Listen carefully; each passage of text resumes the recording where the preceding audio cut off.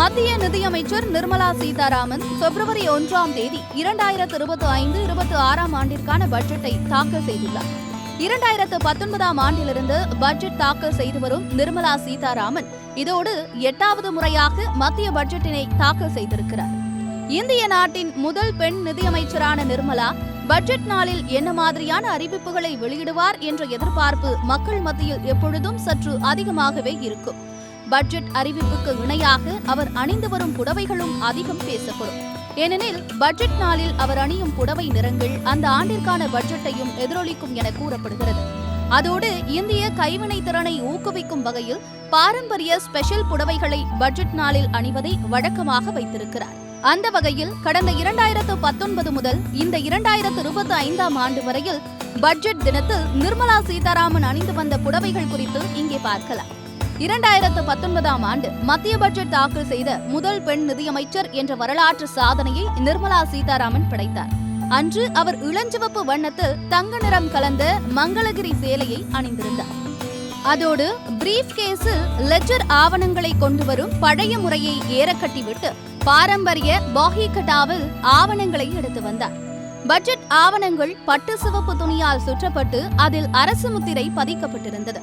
2020ஆம் ஆண்டு மஞ்சள் தங்க நிற பட்டுச் சேலையில் வந்து பட்ஜெட்டை தாக்கல் செய்தார். மஞ்சள் செழிப்பை குறிக்கும் என்பதால் அவர் அணிந்து வந்த சேலை அப்போது பெருத்த விவாதங்களை ஏற்படுத்தியது.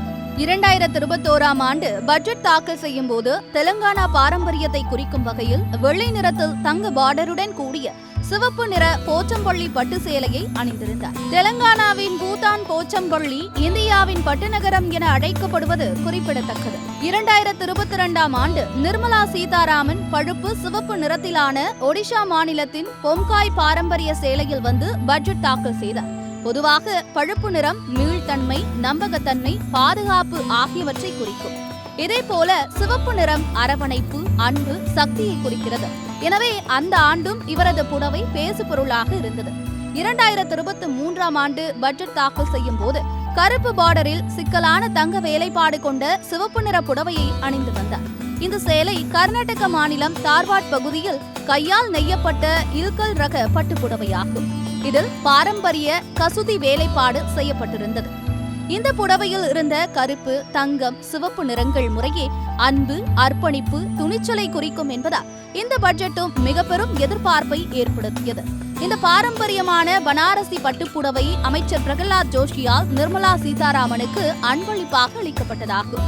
2024ஆம் ஆண்டு பட்ஜெட் தாக்கலுக்கு ராஜரீக ஊதா நிற பார்டருடன் தங்க வேலைப்பாடுகள் கொண்ட வெள்ளை நிற பட்டுப்புடவை அணிந்து வந்தார்.